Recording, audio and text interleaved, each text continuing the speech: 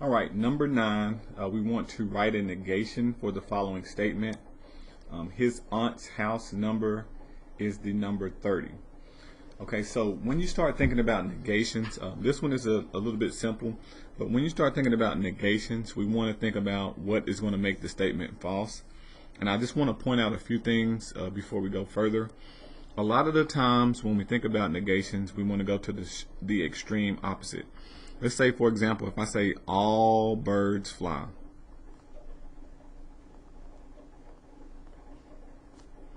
If we want to negate this statement, okay, most people would go to the complete extreme and say no birds fly, okay? But we don't need that complete extreme. If I say all and I want to negate it,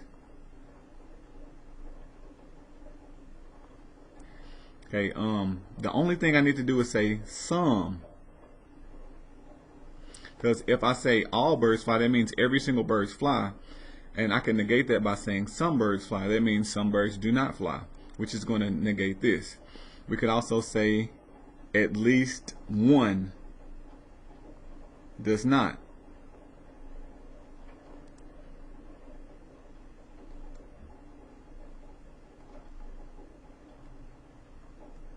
Okay, at least one does not. So you have some and at least one. So all you need to negate all is one that does not fit that criteria. Okay, so and they're vice versa. If I say some, then all would be the vice versa.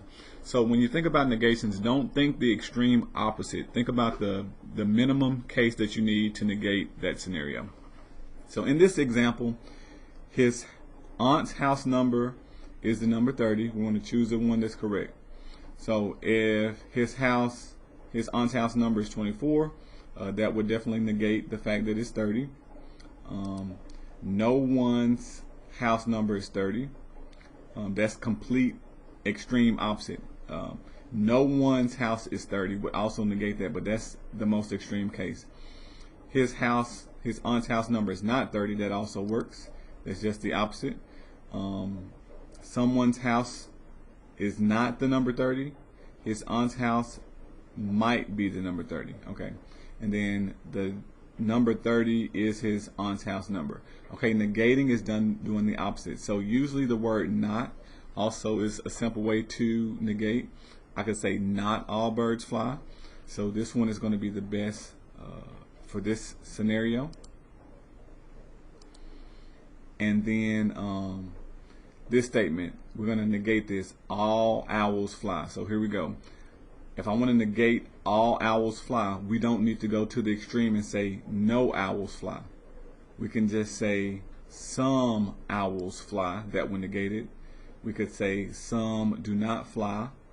And we could say, we don't want to say all owls do not fly. So these two, some owls fly, some do not, they're both saying the same thing. I don't know what the difference. It just says choose the one that's correct.